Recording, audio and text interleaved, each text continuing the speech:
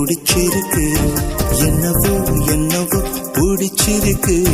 எனக்கும் உன்னை தான் பிடிச்சிருக்கு.